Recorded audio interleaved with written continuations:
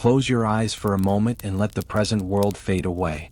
Feel the weight of your body sinking deeper into comfort, your breathing slowing, your thoughts beginning to drift.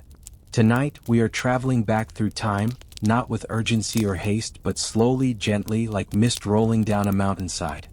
We are journeying to a place that existed long before the modern world took shape, to a kingdom that rose among mountains and rivers, where stone fortresses watched over valleys and the rhythm of life moved with the turning of seasons. This is the Kingdom of Goguryeo, an ancient Korean empire that once stretched across vast territories, where people lived close to the earth, where winters were harsh and summers brief, and where every day was shaped by the land itself. Imagine yourself standing on a hillside as twilight deepens into night. The air is cool against your skin, carrying the scent of pine and wood smoke. Below you, a village nestles in a valley, small fires beginning to glow like fireflies in the gathering darkness. Beyond the village, mountains rise in layered silhouettes, their peaks disappearing into clouds. This is a world without electricity, without engines, without the constant hum of modern life.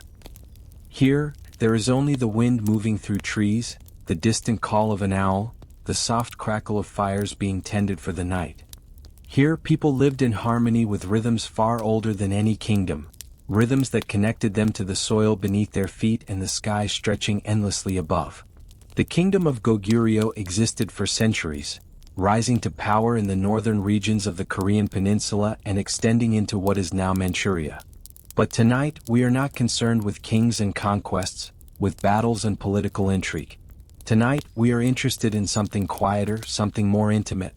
We want to know how people lived, how they woke in the morning and moved through their days, what they ate and wore and spoke about when the work was done. We want to feel the texture of their lives, to understand the small moments that made up their existence. We want to walk through their world not as historians or scholars, but as travelers seeking rest, seeking connection to something simpler and more grounded than the chaos of our own time. So before you get comfortable, take a moment to like the video and subscribe, but only if you genuinely enjoy what I do here. And let me know in the comments where you're tuning in from and what time it is for you. It's always fascinating to see who's joining us from around the world. Now let us step fully into this ancient world. Let us begin at the very edge of night, in those quiet hours before dawn when the world holds its breath. The land of Goguryeo was not gentle. It was a place of extremes where winter cold could kill and summer heat could parch the fields. The terrain was dominated by mountains, their slopes thick with forests of pine and oak, their valleys carved by rivers that swelled with snowmelt in spring and froze solid in winter. These mountains were not merely backdrop, they shaped everything. They determined where villages could be built, where crops could be grown, where roads could wind their way through the landscape. They provided timber for building and fuel for fires. They offered game for hunting and plants for gathering. They also isolated communities, creating pockets of culture that developed their own dialects, their own traditions, their own ways of understanding the world. The rivers were arteries of life. The Yalu, the Amnok, and countless smaller waterways brought water for drinking and irrigation. They provided fish and served as transportation routes when the roads became impassable. In summer, their banks were green and lush, thick with reeds and willows. In winter, they became highways of ice, dangerous but useful for those who knew how to navigate them. The people of Goguryeo understood these rivers intimately, knew their moods and their dangers, knew where the fish gathered and where the currents ran swift. They built their settlements near water but not too near, mindful of spring floods that could sweep away everything in their path. The forests were dense and filled with life. Bears and tigers prowled the deeper woods, while deer and boar moved through the underbrush. Wolves howled on winter nights, their voices echoing across frozen valleys. The people did not fear the forest but they respected it. They knew it as a source of food and materials, but also as a place where spirits dwelled, where the boundaries between the human world and the other world grew thin. When they entered the forest to hunt or gather wood, they moved with reverence, offering small prayers to the spirits of the place, asking permission to take what they needed. The climate was severe. Winters arrived early and stayed late, bringing snow that could pile higher than a man's head. The cold was bitter, seeping through clothing and into bones, forcing people indoors for months at a time. But the people of Goguryeo were adapted to this cold. They built their homes to hold warmth, wore layers of clothing designed to trap heat, and developed ways of preserving food that could last through the long months when nothing grew. Summer, when it came, was brief but intense. The land burst into green life, and people worked from dawn until dusk, making the most of the growing season, knowing that winter would return all too soon. This was the world that shaped daily life in Goguryeo. It was not an easy world, but it was one where people knew their place, where the cycle of seasons provided structure and meaning, where survival depended on cooperation and knowledge passed down through generations. It was a world where humans were not separate from nature but woven into it, subject to its laws and sustained by its gifts. Let us move now to a village in this kingdom, a small settlement nestled in a valley between two mountain ridges. It is the hour before dawn and the world is still wrapped in darkness. In the largest house at the center of the village, a woman stirs. She does not wake suddenly or with alarm. Rather, she rises from sleep the way water rises to a boil, gradually, inevitably. She has slept on a floor warmed by the Ondol system, a network of flues beneath the floor that carry heat from the cooking fire. Even now, in the coldest part of the night, the floor retains some warmth, though she has been covered with layers of thick blankets made from hemp and stuffed with dried grasses. She sits up slowly, careful not to wake the others sleeping nearby. Her husband lies to her left, his breathing deep and even. Her two children sleep on her right, curled together for warmth. Her mother-in-law sleeps in the corner, her aged face peaceful in the dimness. The woman reaches for the clothes she laid out the night before, pulling on layers of hemp garments, then a thicker outer layer made from wool. She wraps a cloth around her waist and ties it securely. She slides her feet into straw sandals, feeling the cold seep through immediately. Outside, she knows the world is frozen and silent. She moves to the central hearth, where embers still glow faintly from the fire that was banked the night before. She adds small pieces of dried wood, then leans down to blow gently on the embers. Smoke rises, making her eyes water, but then a small flame catches and she adds more wood, piece by piece, until the fire begins to crackle and spread warmth into the room. The light from the flames pushes back the darkness, casting dancing shadows on the walls. The walls are made from wood and packed earth, with small windows covered by oiled paper that glows softly when light touches them from inside. The woman fills a clay pot with water from a large storage jar near the door and sets it on a metal stand over the fire. She adds grains to the water, along with dried vegetables and a small amount of preserved fish. This will become the morning meal, a simple porridge that will warm their bodies and give them strength for the day ahead. While the pot heats, she tends to other tasks. She checks the storage area where jars of fermented vegetables sit in neat rows, their contents essential for surviving the winter when fresh food is scarce. She adds more wood to the fire, ensuring it will burn steadily. She listens to the sounds of the house waking around her. Her husband stirring, her mother-in-law coughing softly, her children beginning to whisper to each other. Outside, the darkness is beginning to soften at the edges. It is not yet dawn, but the black of night is giving way to the deep blue of pre-dawn. Other houses in the village are showing signs of life. Smoke begins to rise from roofs, thin columns climbing into the cold air.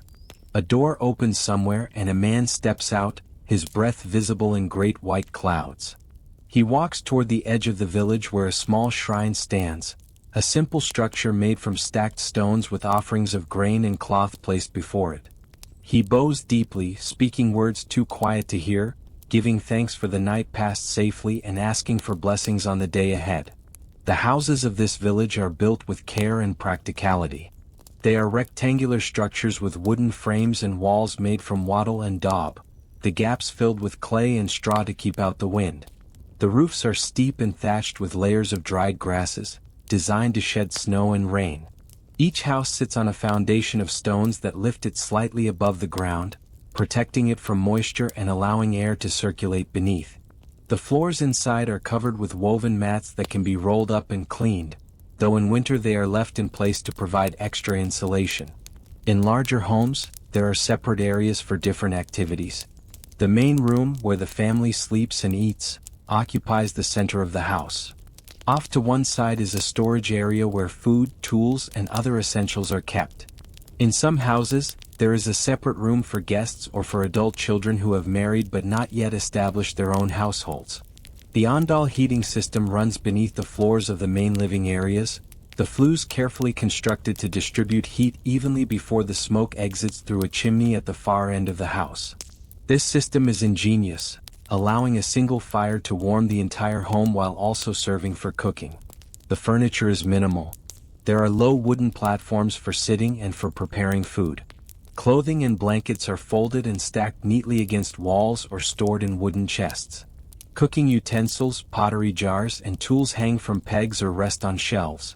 Everything has its place and nothing is wasted. In a land where resources are limited and winters are long, efficiency is not just practical. It is essential for survival. As dawn approaches, more people emerge from their homes. The village is small, perhaps 20 or 30 households, each connected by ties of blood or marriage. Everyone knows everyone else, and cooperation is the foundation of survival. When one family's roof is damaged by heavy snow, others help repair it. When harvest time comes, everyone works together in the fields. When food is scarce, families share what they have. This is not idealism, it is necessity. No one can survive alone in this harsh land. The people of Goguryeo dress for the cold. Men wear trousers made from hemp or wool, tied at the ankles to keep out the wind. Over these they wear long tunics that reach to the knees, belted at the waist. In winter they add layers. Jackets made from heavier wool or padded with layers of cloth, outer robes made from leather or fur. On their heads they wear caps that cover the ears, and their hands are protected by mittens made from animal hide. Women dress similarly, though their tunics are often longer, reaching to the ankles. They wrap their bodies in layers, securing everything with cloth belts and ties. Both men and women take care with their appearance, not out of vanity, but out of respect for themselves and their community. Hair is kept neat, tied back or braided. Faces are washed daily, even in the coldest weather. Clothing is mended and kept as clean as conditions allow. In the household we entered earlier, the family gathers around the hearth as the porridge finishes cooking. The woman ladles the hot mixture into wooden bowls, and each family member accepts their portion with both hands, a gesture of respect and gratitude. They eat in relative silence, savoring the warmth of the food, feeling it spread through their bodies. The porridge is simple, flavored only with a bit of fermented bean paste and dried vegetables, but it is nourishing and filling. When they finish, they set their bowls aside, and the children are sent to wash them in a basin of water heated on the fire. The father of the household is a farmer, like most men in the village. His days are shaped by the seasons, and now, in the heart of winter, there is little field work to be done. The ground is frozen solid and snow covers the fields. But this does not mean he is idle. There is always work to be done: repairing tools, cutting firewood, maintaining the house, checking on stored grain to ensure it remains dry and free from pests. Today he plans to join several other men in the forest to cut timber. They need wood not just for fuel but also for repairs and for building a new storage shed that the village decided was needed during the last community gathering. After the morning meal, the father dresses in his warmest clothing. He wraps a long scarf around his neck and lower face, pulls on his mittens and takes up his axe. He kisses his wife briefly on the forehead, nods to his mother, and ruffles the hair of his children before stepping out into the cold. The sky is lighter now, a pale gray that promises no sun. Snow fell during the night, and the world is covered in a fresh white blanket that crunches beneath his feet. He walks through the village, meeting up with 3 other men at the edge of the settlement. They greet each other with nods and a few words, then set off together into the forest. The forest is quiet and still, the snow muffling all sound. The men move with purpose, following a path they know well. They are not going deep into the forest, only to an area where they have already marked trees suitable for cutting. They work together, taking turns with the axes, the sound of chopping ringing out in the cold air. Their breath comes in great clouds, and despite the cold, they begin to sweat from the effort. They do not rush. They work steadily, methodically, knowing that haste leads to mistakes and injuries. When a tree falls, they trim the branches and cut the trunk into sections that can be carried or dragged back to the village. They pile the sections on a rough sled made from lashed-together branches, and when they have enough, they begin the journey back, pulling the sled through the snow.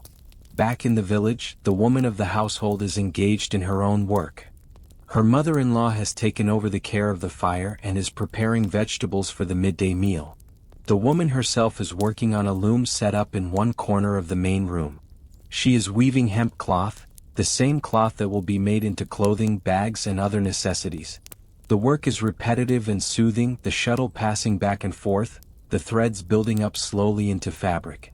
Her fingers are skilled from years of practice, and she works steadily, her mind wandering to thoughts of her children, her husband, the coming spring when the fields will need planting again. Her children, a boy of 8 and a girl of 5, are playing near the fire under the watchful eye of their grandmother. The boy is carving a small animal figure from a piece of wood, using a knife that his father has dulled specifically for him so he can practice without danger. The girl is playing with a doll made from scraps of cloth and stuffed with straw. Their play is quiet and contained, the space too small for running or loud games. They have grown up in this space and they know its boundaries instinctively. The grandmother watches them with soft eyes. She is nearly 60 years old, an age that commands respect in a society where many do not live so long. Her hair is fully gray, tied back in a neat bun. Her face is deeply lined, each wrinkle a testament to years of labor and survival. She has seen much in her life: harsh winters that took the weak, good harvests that allowed the village to prosper, births and deaths, marriages and separations. She holds the family's stories in her memory, and in the evenings when the work is done, she tells these stories to her grandchildren, ensuring that the past is not forgotten. Around midday, the men return from the forest, dragging their sled of timber. They are cold and tired but satisfied with their work. They unload the wood in a communal area where it will be left to dry and season before being used. The father of our household returns to his home, stamping the snow from his feet before entering. His wife has prepared a simple meal: more porridge, this time with dried fish added, and a side of fermented vegetables.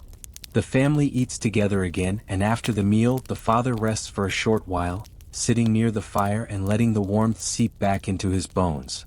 In the afternoon, he turns to other tasks. He inspects the storage jars, checking that the grain is still good, that no moisture has gotten in to cause mold. He sharpens tools that have grown dull, working a whetstone along the blade of an axe, testing the edge with his thumb. He mends a tear in his winter jacket, pushing a bone needle through the tough leather, his hands clumsy with the fine work but patient.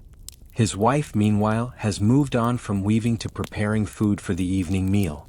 She takes a piece of preserved meat from a jar, soaking it in water to remove some of the salt. She chops vegetables that were dried in the autumn, reconstituting them in water. She mixes ground grain with water to make a thick dough that she will cook into flat cakes on a hot stone. The children have been sent outside to play in the snow, bundled up in layers of clothing.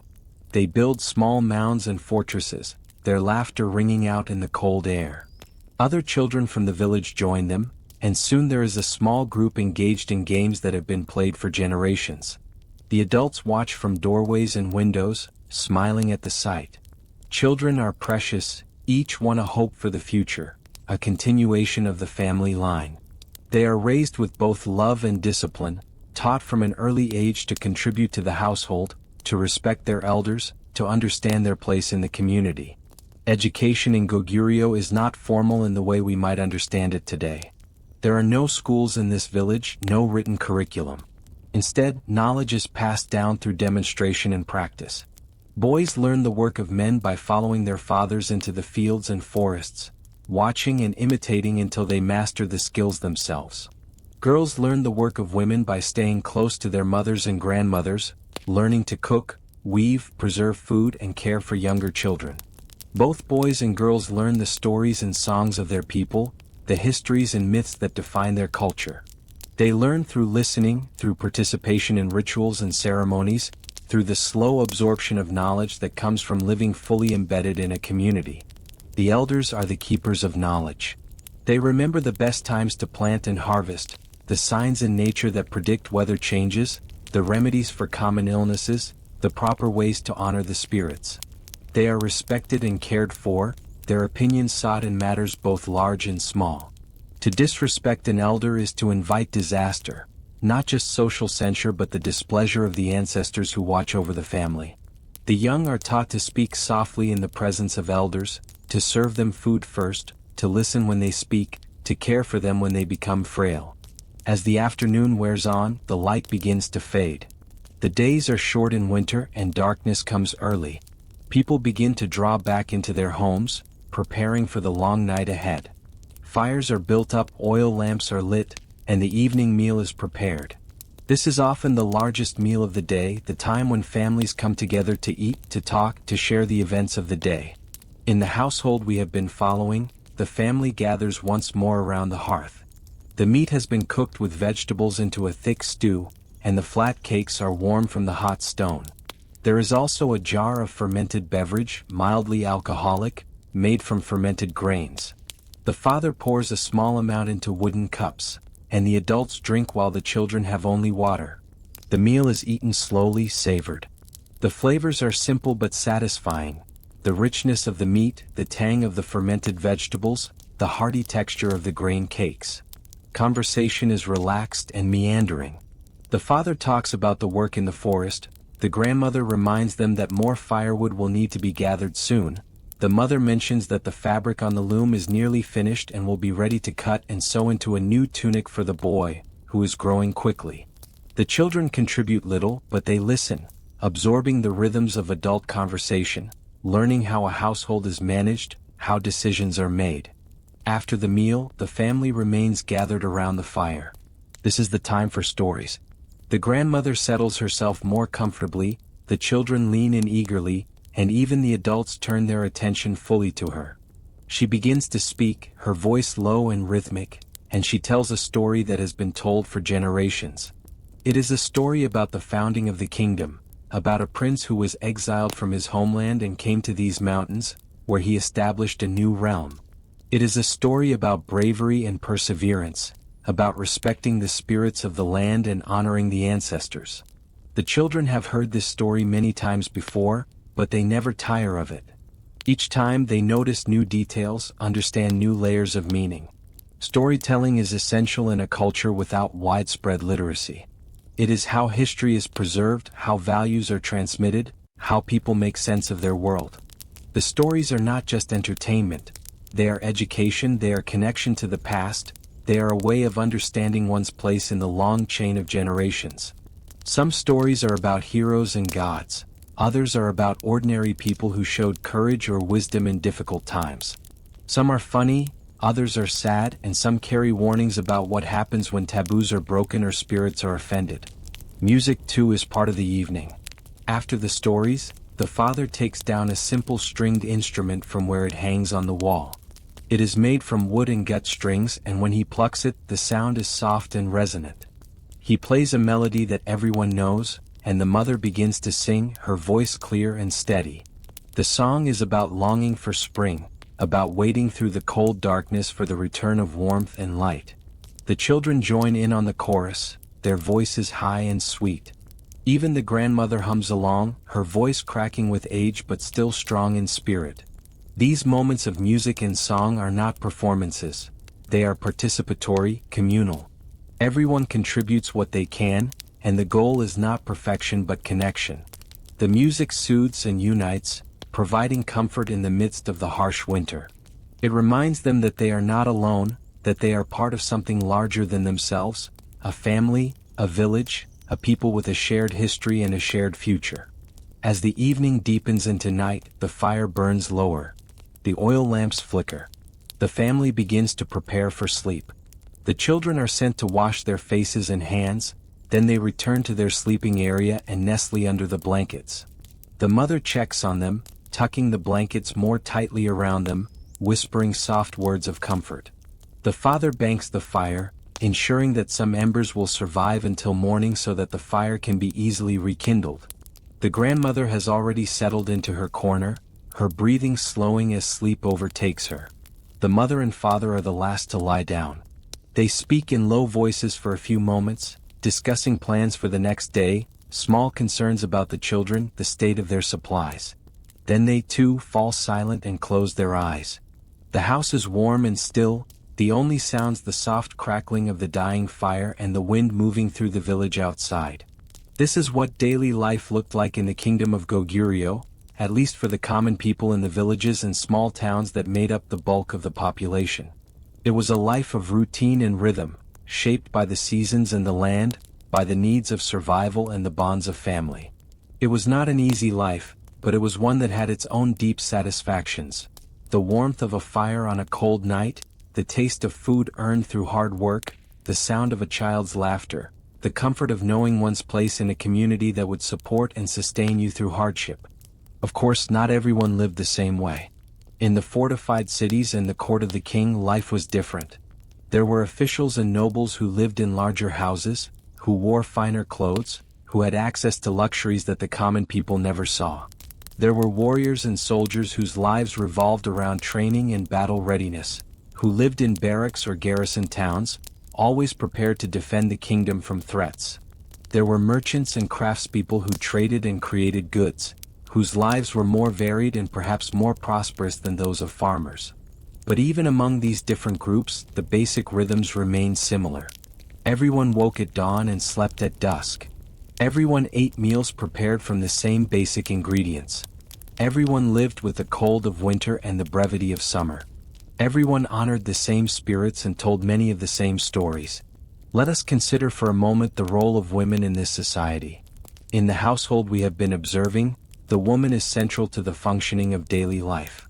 She manages the food stores, prepares the meals, weaves cloth, cares for the children, and maintains the home. Her work is constant and essential. Without her labor, the family would not survive. Yet her work is often invisible, taken for granted because it is so fundamental. She does not go out to the fields or the forest, her achievements are not celebrated in songs, but her contribution is no less vital than that of any warrior or king. Women in Goguryeo held a complex position. In many ways they were subordinate to men, expected to obey their fathers, then their husbands, then their sons. But they also wielded considerable power within the domestic sphere. They controlled the household economy, made decisions about food and clothing, and often served as the primary educators of young children. In some cases, women could inherit property and manage their own affairs. Widows, in particular, could exercise significant autonomy, especially if they had adult sons to support them. The society was patriarchal, yes, but it was not monolithic, and women found ways to assert their agency within the constraints they faced. The spiritual life of the people was rich and complex. The inhabitants of Goguryeo practiced a form of shamanism mixed with ancestor worship, a religious system that saw the world as filled with spirits. Every mountain, every river, every ancient tree had its own spirit that needed to be honored. The ancestors too were ever present, watching over their descendants, offering protection if properly respected, but capable of causing trouble if neglected. Rituals and offerings were a regular part of life, performed at household shrines, at village gathering places, and at sacred sites in the natural landscape. Shamans, usually women, served as intermediaries between the human world and the spirit world. They could communicate with the dead, appease angry spirits, and diagnose the spiritual causes of illness or misfortune. When someone fell ill, a shaman might be called to perform a ritual, dancing and chanting to drive out the evil spirit causing the sickness. When the harvest was poor, a shaman might conduct a ceremony to ask the spirits for forgiveness and better fortune in the coming year. These rituals were elaborate and dramatic, involving music, dance, offerings of food and drink, and sometimes the sacrifice of animals. Seasonal festivals marked the turning of the year. In spring there were ceremonies to welcome the return of warmth and to pray for a good planting season. In autumn, there were harvest festivals to give thanks for the food that would sustain the people through winter. In winter there were rituals to honor the ancestors and to ask for protection during the long, dark months. These festivals were communal events, bringing together entire villages to feast, dance, and celebrate. They provided a break from the monotony of daily labor, a chance to reaffirm social bonds, and a way to mark the passage of time in a world where each season brought its own challenges and gifts. The belief in spirits and ancestors was not abstract or philosophical. It was immediate and practical. If you were about to cut down a tree, you offered a prayer to the spirit of the tree. If you were setting out on a journey, you made offerings at the household shrine and asked the ancestors to watch over you. If a child was sick, you suspected that a spirit had been offended and sought to make amends. This worldview gave meaning and structure to life, providing explanations for misfortune and guidance for how to live in harmony with the forces that shaped existence. Warriors and soldiers played a crucial role in Goguryeo society, given the kingdom's frequent conflicts with neighboring powers. But for the common soldier, life was not filled with glory and adventure. It was rather a life of discipline, training, and often tedium. Soldiers lived in garrison towns and fortresses, places designed for defense rather than comfort. They trained daily, practicing with bows, spears, and swords, learning formations and tactics, building the physical strength and endurance needed for battle. When not training, they performed maintenance tasks, repairing walls, standing watch, caring for horses and equipment. For the soldiers stationed far from home, life could be lonely. They were separated from their families for long periods, living among other men, bound by strict hierarchies and codes of conduct. They found camaraderie in their shared hardships, forming bonds that could last a lifetime. They told stories around fires, gambled with dice made from bones, and wrote letters home when they could find someone literate enough to help them. When battle came, they fought with courage born of training and loyalty to their comrades, but they did not romanticize war. They knew its costs: the fear, the pain, the friends lost, the scars both visible and invisible. Markets and trade, though less prominent in rural villages, were vital to the kingdom's economy. In larger towns and cities, markets convened regularly, bringing together farmers, craftspeople, and merchants. Here one could find goods from distant places: silks and ceramics from China, furs from the northern forests, metalwork and jewelry crafted by skilled artisans. People bartered and haggled, exchanged news and gossip, and enjoyed the liveliness of the marketplace. Musicians and storytellers often performed, hoping for coins or food in return. The market was not just a place of commerce. It was a social hub, a place to see and be seen, to connect with people from beyond one's immediate community. Trade routes connected Goguryeo to neighboring kingdoms and empires. Merchants traveled these routes, often in caravans for safety, carrying goods and ideas across vast distances. Through trade, new technologies and cultural practices entered the kingdom. New crops, new styles of clothing, new religious ideas. Buddhism, which would later become a major force in Korean culture, began to make inroads during the later years of Goguryeo, brought by monks and merchants traveling from China. But in the villages, far from the cities and trade routes, life remained largely unchanged, rooted in the same practices that had sustained the people for generations. Social order was maintained through a combination of respect for hierarchy and mutual obligation. At the top of the social pyramid was the king, believed to rule with the mandate of heaven and the blessing of the ancestors. Below him were the nobles and officials who administered the kingdom, collected taxes, and led armies. Below them were the commoners: farmers, craftspeople, merchants. At the bottom were slaves, though slavery in Goguryeo was not as extensive or as brutal as in some other societies. Slaves were often war captives or people who had fallen into debt, and while their status was low, they were still considered members of the household and could sometimes earn or be granted their freedom. Within this hierarchy, everyone had a role and responsibilities. The king was expected to rule justly and to ensure the prosperity of his people. The nobles were expected to serve the king loyally and to care for those under their authority. The commoners were expected to work hard, pay their taxes, and support their families. The system was not democratic or egalitarian, but it provided a structure that most people accepted, seeing it as the natural order of things. Challenges to this order did occur: rebellions, power struggles, corruption. But for the most part, people found ways to live within the system, negotiating their needs and interests as best they could. As the seasons turned, the rhythm of life shifted. Spring brought a burst of activity as the frozen ground thawed and planting could begin. Fields that had lain dormant under snow were plowed and sowed. Everyone who could work was in the fields from dawn until dusk, racing to get the seeds into the ground before the narrow window of the growing season closed. It was exhausting work, but there was also a sense of hope and renewal. The world was coming back to life, birds were returning from the south, trees were budding, and the air was filled with the scent of earth and growth. Summer was brief but intense. The crops grew rapidly in the long daylight hours, and farmers watched anxiously for signs of drought or flood, pest or disease. They weeded and watered, built scarecrows to keep away birds, and prayed to the spirits for favorable conditions. When summer storms came, they were fierce, with lightning splitting the sky and rain falling in torrents. The people took shelter and waited for the storms to pass, hoping that their homes and crops would survive intact. Autumn was harvest time, the culmination of months of labor. The fields were reaped, the grain threshed and stored, vegetables preserved, and animals slaughtered and their meat salted or smoked. It was hard work, but there was also celebration. The harvest festival was a time of feasting and gratitude, when the whole community came together to share food and drink, to dance and sing, to give thanks for the bounty that would sustain them through the winter. There was a sense of accomplishment, of having done what needed to be done, of being prepared for the hardships ahead. And then winter returned and the cycle began again. The people retreated into their homes, huddled around fires, told stories and waited for spring.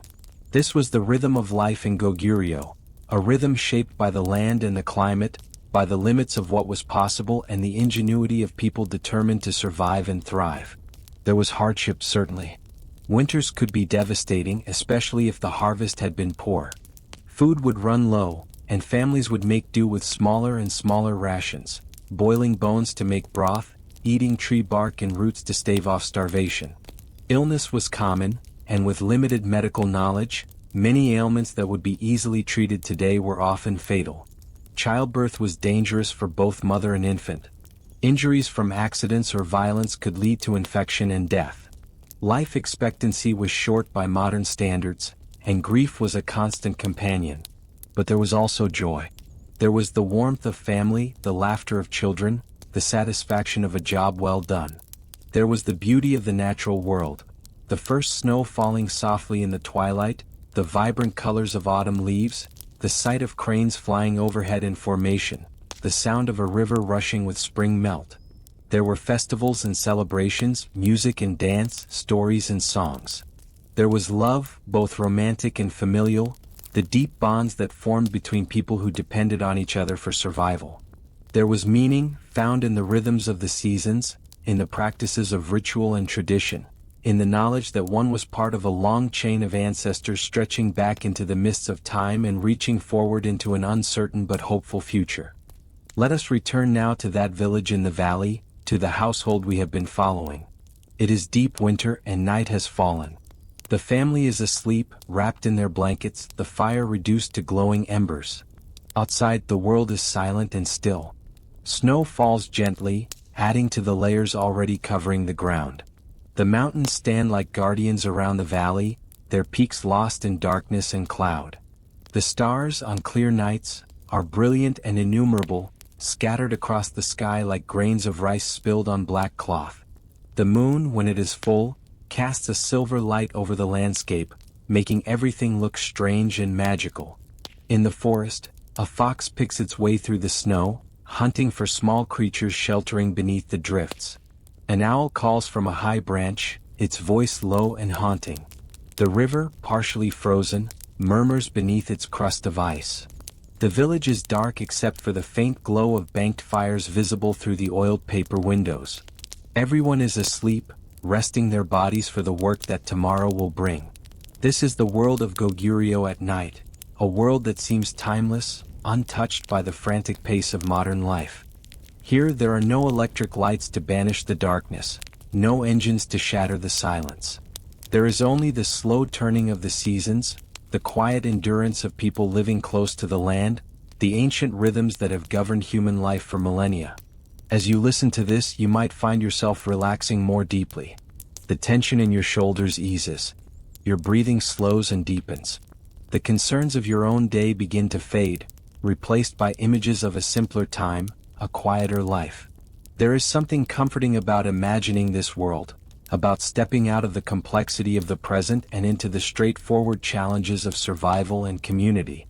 It reminds us that for most of human history, life was not about achievement or advancement, but about continuation, about passing on knowledge and traditions, about caring for family and contributing to the community. The people of Goguryeo did not worry about the things we worry about. They did not check messages or scroll through feeds. They did not fret about career advancement or social status in the way we do. Their concerns were more immediate. Will we have enough food to last the winter? Is the roof secure against the snow? Are the children healthy? Will the spring planting be successful? These concerns were no less real or pressing, but they were grounded in the physical world, in tangible needs and relationships. There is a lesson here, perhaps, about what is truly essential. When you strip away all the complexity and distraction of modern life, what remains? Family, community, food, shelter, warmth, stories, connection. These are the things that mattered then, and in a deep sense they are the things that matter now. We have built elaborate structures on top of these foundations, but the foundations themselves remain unchanged. As you drift deeper into relaxation, imagine yourself there, in that village, in that household. Feel the warmth of the Ondol floor beneath you, the weight of the blankets over you. Smell the faint scent of wood smoke and fermented vegetables. Hear the soft breathing of the people sleeping around you, the crackle of the dying fire. Outside, the wind moves through the valley carrying snow. The mountains stand watch. The ancestors sleep in their graves, their spirits hovering close, offering protection and guidance. You are safe here. You are warm. You are part of something larger than yourself, a community that stretches back through generations and forward into the future. Your place in this world is secure. You do not need to strive or worry. You only need to rest, to let your body and mind relax completely, to surrender to the pull of sleep. The night deepens. The embers in the fire glow more faintly. The family sleeps on, their dreams filled with images from the day, with hopes for the spring, with memories of loved ones gone. The grandmother dreams of her own childhood, of her mother teaching her to weave, of the songs they sang together. The father dreams of the forest, of the feel of the axe in his hands, of the satisfying thud as it bites into wood. The mother dreams of her children, grown and strong, starting families of their own. The children dream shapeless, innocent dreams, their minds processing the day's experiences in ways they do not yet understand. In the village, other families sleep as well. The old headman, whose judgment is sought in disputes, sleeps in his larger house, his wife beside him. The young couple who married just before winter, still learning to live together, sleep curled around each other for warmth. The widow who lost her husband to illness last year sleeps alone, but she is not forgotten. The community ensures she has firewood and food, that she is not left to face the winter on her own. This is community in its most essential form. People caring for each other not out of obligation or law, but because they understand that survival depends on mutual support. In a harsh land, in a time without safety nets or institutions to catch those who fall, the community is everything. To be cast out, to lose one's place in the community, is almost a death sentence. So people work to maintain their relationships, to fulfill their obligations, to avoid conflict when possible and to resolve it quickly when it arises. The spirits too are present in the night. They move through the village without sound or shape, unseen by the eyes but deeply felt in the quiet awareness that settles over everything. Their presence is not dramatic or frightening. It is calm, familiar, almost comforting. The people of Goguryeo have lived with these spirits for so long that they are no longer separate from daily life. They are part of the land, part of the air, part of the silence itself.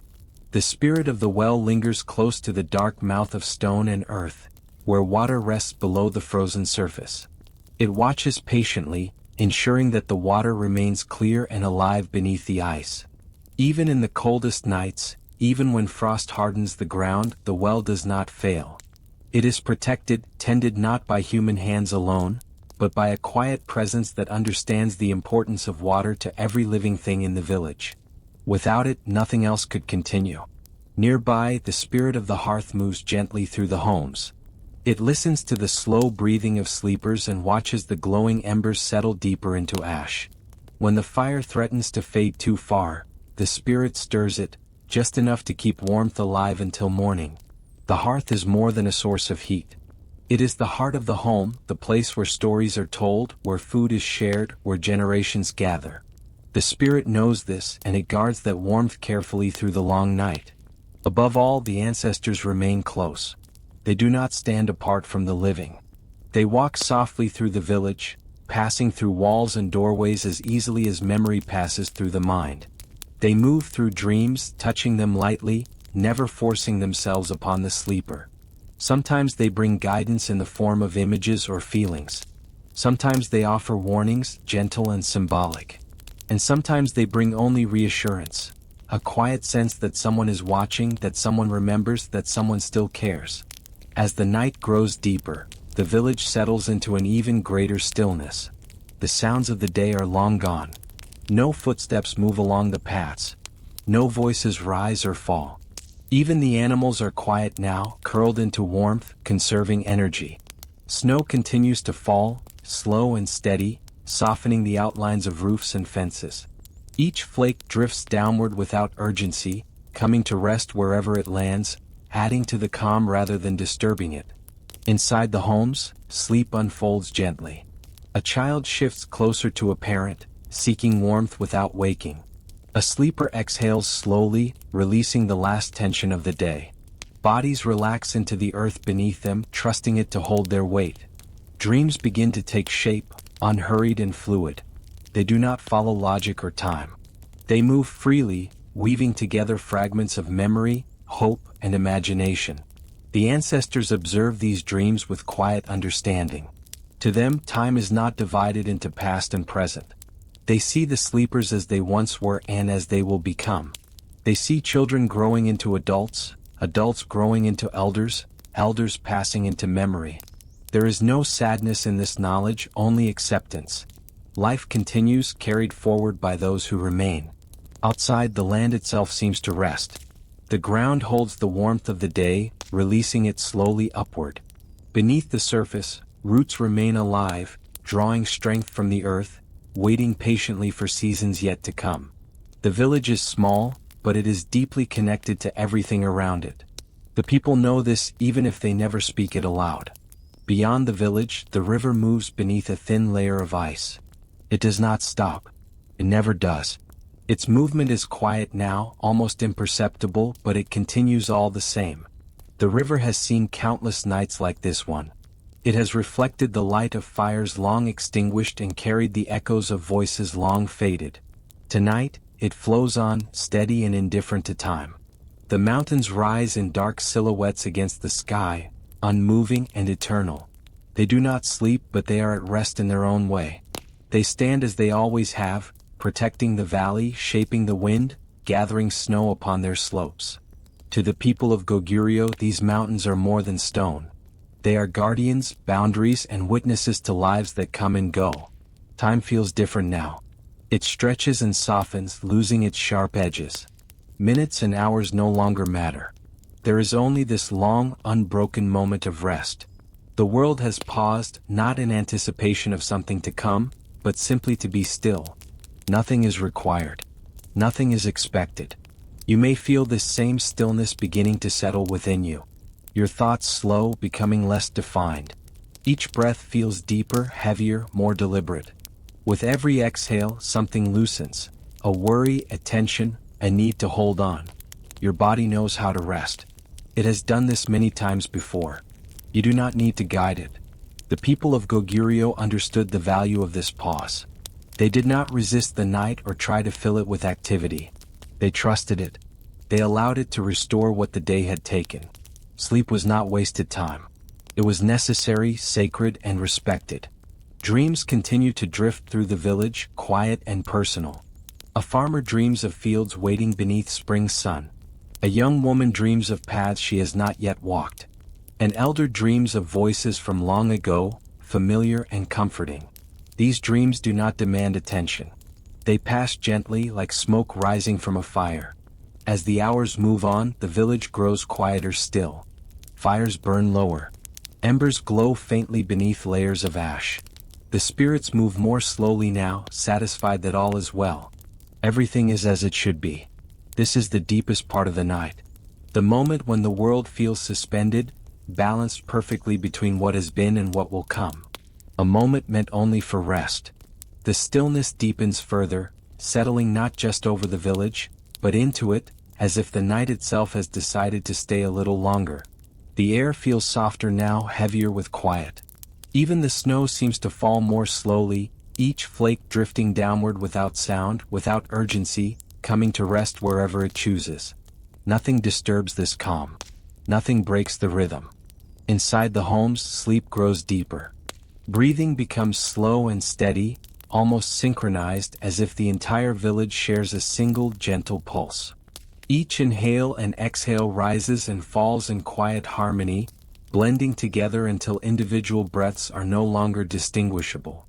The warmth of the hearths lingers, spreading outward from stone and clay, seeping into walls and floors, wrapping each sleeper in a cocoon of protection. Bodies no longer shift or turn. Muscles have softened completely. Limbs rest where they have fallen, heavy and loose. Comfort has been found. Resistance has faded. The day has been fully released. The fires burn low now, no longer crackling or snapping, but glowing quietly beneath a layer of ash. Their warmth is steady, dependable, enough to keep the cold at bay without demanding attention. Shadows lie still along the walls, no longer dancing, no longer moving. Everything inside the homes feels settled, finished, complete. There is nothing left to do, nothing left to adjust. The spirits continue their silent watch, though their movements are barely perceptible now. Their work is mostly done. The well is secure, its water protected beneath ice and stone. The fires are stable, their embers safely held through the night. The dreams of the living are calm, undisturbed, flowing gently without fear or confusion. There is nothing left to correct. Nothing left to guard against. All that remains is presence, quiet, patient, unwavering. This presence is not felt as pressure or weight, but as reassurance. A sense that everything is in its proper place. That the village is held within a careful balance that does not need to be forced or maintained through effort. The spirits remain not because they must, but because they belong here just as the people do. The ancestors draw closer in this hour, when the boundary between waking and dreaming thins almost to nothing. They do not arrive with sound or form. They move softly through memory and thought, through feeling rather than image. They are warmth without heat, familiarity without a face, a quiet sense of belonging that settles deep in the chest. To those who sleep, it feels like being known completely without judgment or expectation. For the ancestors, this night is no different from countless others they have witnessed. They have seen these homes built and rebuilt. They have watched children grow into adults, adults grow into elders, elders fade gently into memory. They have observed lives unfold in simple, profound ways, through work, rest, love, loss, and renewal. They understand the rhythm completely. There is comfort in that understanding. A calm acceptance that nothing needs to be rushed, nothing needs to be forced. Outside, the village paths lie hidden beneath snow, smooth and untouched. The marks of the day have been softened and erased. Wheel tracks, footprints, scattered straw, all have faded beneath the steady fall of snow. By morning these paths will be walked again. New footprints will appear. Voices will return. Smoke will rise from the chimneys. Life will resume its familiar patterns. But that future feels distant now, almost unreal. The night claims this moment entirely. It belongs only to rest. The river continues its slow movement beneath the ice, a quiet reminder that even in stillness, life flows on. Its sound is barely audible, carried faintly through earth and stone. It does not rush toward tomorrow. It does not hurry toward change. It moves at its own pace, steady and patient as it always has. The river remembers every season, every winter, every thaw. Tonight it moves quietly, content to continue unseen. The mountains remain where they have always been, dark and immense against the sky. Snow gathers along their slopes, softening their sharp edges, adding to their sense of calm. They have watched over this valley for longer than memory can hold. They will remain long after these homes have faded, long after new ones rise in their place. Tonight, they stand in silence, not imposing, not demanding, simply present. Content to be. Time feels almost suspended now. It no longer stretches forward into anticipation or pulls backward into memory. It exists only as this moment, wide and open without edges. A moment where nothing is required of you. Where nothing needs to be solved or planned or remembered. A moment that asks only that you rest. You may notice how distant your thoughts have become. They no longer cling or circle. They drift, appearing briefly before dissolving on their own. There is no need to follow them. No need to hold on to them. Your body feels heavy, settled, supported by the surface beneath you. Each breath moves in and out smoothly, without interruption, without effort. There is no tension left to release. No awareness left to manage.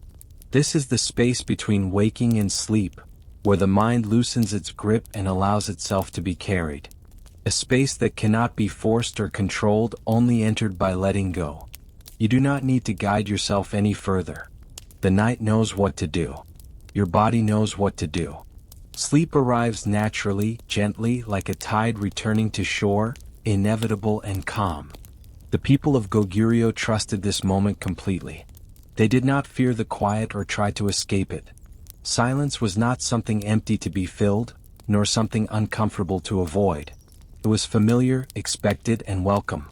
When night arrived, it was received like an old companion, steady and dependable. There was no need to push against it, no need to distract the mind from it. The people allowed the quiet to settle naturally, knowing it carried a purpose of its own. They understood that rest was not separate from living, not a pause between meaningful moments, but one of life's most essential rhythms. Just as the body needed food and warmth, it needed stillness. The night restored what the day had spent. It returned strength to tired muscles and clarity to weary minds. It healed what effort, repetition, and responsibility had slowly worn down. Without ceremony or demand, the night prepared both body and spirit for what would come next, asking nothing in return. As the hours passed, dreams grew softer, less defined, less demanding. They no longer arrived with sharp images or strong emotion. Instead, they drifted gently, blending one into another. Firelight melted into shadow. Mountains softened into valleys. Familiar faces appeared without names, without voices, present only as feelings. These dreams did not insist on meaning. They did not ask to be remembered or understood. They moved through the mind like mist across a quiet field, leaving behind only a sense of ease. In this space, thought loosens its grip. The mind no longer tries to arrange or explain what it sees. There is no effort to hold on to images or follow them. Dreams simply come and go, unobserved, unjudged. They pass as naturally as breath, carrying fragments of memory and imagination before dissolving completely. What remains is not emptiness, but calm, a gentle openness where nothing needs attention. As the night reaches its deepest point, even the spirits seem to pause. Their presence does not disappear, but their movement fades into stillness. There is no more need for watchfulness or adjustment. Everything has settled into harmony. The well is protected. The hearths are warm. The sleepers rest undisturbed. Nothing is out of place. Nothing is unfinished. Nothing needs to change. This moment feels complete in a way that requires no explanation. The world has aligned itself quietly without effort. Each part rests within its own role, connected to everything else. The land, the people, the spirits, and the passing of time all share the same unspoken understanding. For now all is well. This is the heart of rest. It is the place where effort dissolves completely, where the need to do or achieve simply falls away. Awareness narrows gently, settling into the most basic sensations. The slow rise and fall of breath, the warmth surrounding the body, the stillness that holds everything together. There is no longer a sense of moving forward or backward. There is only being. Here the world feels safe enough to let go. Safe enough to release every remaining tension. Safe enough to surrender fully without fear of interruption. In this space, nothing demands attention. Nothing competes for focus. The body rests because it knows it can. The mind quiets because it no longer needs to stay alert. Time loses its edges here. It does not rush or drag. It simply exists, wide and gentle. There is no urgency in this moment, no sense of waiting for what comes next. Morning feels distant, almost theoretical. The future will arrive when it is ready without being summoned. Soon enough, morning will come. It always does. The first pale light will touch the mountain peaks, soft and gradual. Shadows will shift. The fire will be stirred once more, coaxed back into flame. The village will wake slowly, breath by breath, movement by movement. Voices will return. Paths will be walked again. The familiar cycle will begin anew just as it always has. But not yet. That time does not belong to now. For now there is only night. Only the quiet that wraps itself gently around everything. Only the stillness that asks nothing and gives rest in return. Only the deep, steady calm that holds the world as it sleeps. Only rest. The fires die down, the stories settle, and the world grows still. Let your thoughts drift away like embers on the wind. Good night. You've journeyed far through time tonight. Now it's time to journey into dreams. Close your eyes, breathe, and let sleep find you.